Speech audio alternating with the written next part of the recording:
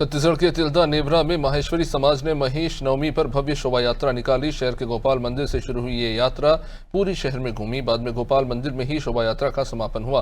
गोपाल मंदिर में माहेश्वरी समाज ने भगवान महेश का विधि विधान से अभिषेक किया।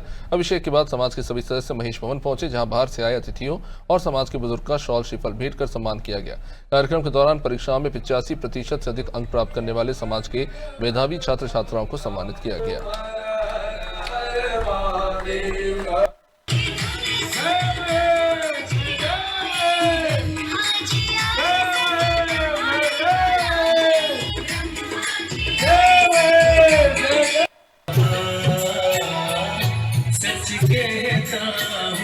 जय महेश।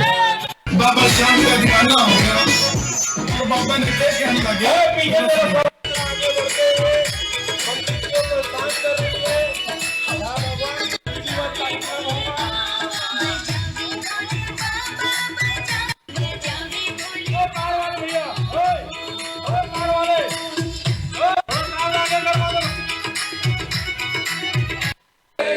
सदा शिव बोले